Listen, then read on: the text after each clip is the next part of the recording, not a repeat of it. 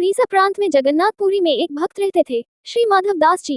अकेले रहते थे, कोई संसार से इनका लेना देना नहीं था। अकेले बैठे बैठे भजन किया करते थे। नित्य प्रति श्री जगन्नाथ प्रभु का दर्शन करते थे और उन्हीं को अपना सखा मानते थे।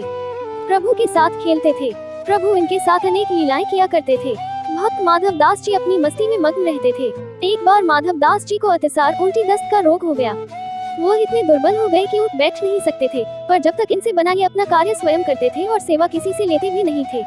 कोई कहे महाराज जी हम कर दें आपकी सेवा, तो कहते नहीं मेरे तो एक जगन्नाथ ही हैं, वही मेरी रक्षा करेंगे। ऐसी दशा में जब उनका रोग बढ़ गया, वो उठने बैठने में भी असमर्थ हो गए। तब श्री जगन्नाथ जी स्वयं सेवक बनकर इनके घर पहुँचे और माधव दास जी को कहा कि हम आपकी सेवा कर दें, क्योंकि उनका इतना रोग बढ़ गया था कि उन्हें पता भी नहीं चलता था कब वे मलमूत्र त्याग देते थे।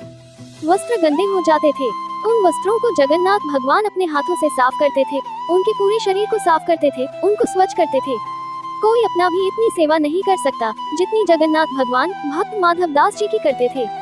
जब माधव दास जी को होश आया, तब उन्होंने तुरंत पहचान लिया कि यह तो मेरे प्रभु ही हैं। एक दिन श्री माधव दास जी ने पूछ लिया प्रभु से, प्रभु आप तो त्रिभुवन के मालिक हो, स्वामी हो, आप मेरी सेवा कर रहे हो, आप चाहते तो मेरा ये रोग भी तो दूर कर सकते थे, रोग दूर कर देते तो ये सब करना नहीं पड़ता। ठाकुर जी कहते हैं, देखो माधव, मुझसे भक्तों का कष्ट नहीं सहा जाता, इसी कारण तुम्हारी सेवा मैंने स्वयं की। जो प्रारब्ध होता है उसे तो भोगना ही पड़ता है। अगर उसको इस जन्म में नहीं काटोगे तो उसको भोगने के लिए फिर तुम्हें अगला जन्म लेना पड़ेगा, और मैं नहीं चाहता कि मेरे भक्त को जरा से प्रारब्ध के कारण अगला जन्म फिर लेना पड़े। इसीलिए मैंने तुम्हारी सेवा की, लेकिन अगर फिर भी तुम कह रहे हो तो भक्त की बात भी नहीं टाल सकता। भक्तों के सहायक बन उनको प्रारब्ध के दुखों से, कष्टों से सहज ही पार कर देते हैं। प्रभु अब तुम्हारे प्रारब्ध में ये 15 दिन का रोग और बचा है, इसलिए 15 दिन का रोग तू मुझे दे दे। 15 दिन का वो रोग जगन्नाथ प्रभु ने माधव दास जी से ले लिया। वो तो हो गई तब की बात, पर भक्त वत्सलता देखो। आज भी वर्ष में एक बार जगन्नाथ भगवान को स्नान कराया जाता है, जिसे स्नान यात्रा कहते हैं। स्नान यात्रा करने के बाद हर साल 15 दिन के लिए जगन्नाथ भगवान आज भी बीमार पड़ते हैं। 15 दिन के लिए मंदिर बंद कर दिया जाता है। कभी भी जगन्नाथ भगवान की रसोई बंद नहीं होती, पर इन 15 दिन के लिए उनकी रसोई बंद कर दी जाती है। भगवान को 56 भोग नहीं खिलाया जाता। बीमार हो तो परहेज तो रखना पड़ेगा। 15 दिन जगन्नाथ भगवान को काढ़ों का भोग लगता है। इस दौरान भगवान को आयुर्वेदिक काढ़े का भोग लगाया जाता है। जगन्नाथ धाम मंदिर में तो भगवान की बीमारी की जाँच करने के लिए हर दिन वैद्य भी आते हैं। काढ़े के अलावा फलों का रस भी दिया जाता है। वहीं रोज शीतल लेप भी लगाया जाता है। बीमार के दौरान उन्हें फलों का रस, छेना का भोग लगाया जाता है और रात में सोने से पहले मीठा दूध अर्पित किया जाता है।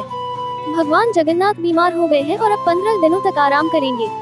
आराम के लिए 15 दिन तक मंदिरों पर भी बंद कर दिए जाते हैं और उनकी सेवा की जाती है, ताकि वे जल्दी ठीक हो जाएं। जिस दिन वे पूरी तरह से ठीक होते हैं उस दिन जगन्नाथ यात्रा निकलती है, जिसके दर्शन हेतु असंख्य भक्त उमड़ते हैं। खुद पर तकलीफ लेकर अपने भक्तों का जीवन सुखमय बनाएं, ऐसी भक्त वत्सलता है प्रभु जगन्नाथ जी की। भगवान जगन्नाथ जी की जय। पूर्ण विश्वास से जब आप भगवान की शरण में जाते हैं तो दीन दयालु कृपालु भगवान अपना सब कुछ छोड़कर अपने भक्त का हाथ थामने के लिए दौड़े चले आते हैं। जब भगवान स्वयं अपने भक्त माधव दास की गंदगी साफ करके उसे स्वच्छ करते हैं, उसकी सेवा करते हैं और उसकी बीमारी भी खुद भोगते हैं, तो जरा सोचो वो कृपा निधान आपके लिए क्या क्या कर सकते हैं। उसके लिए आपको भगवान पर पूर्ण विश्वास व उनका ध्यान भजन करना है। भगवान अपने भक्त को किसी भी अवस्था में अकेला नहीं छोड़ते।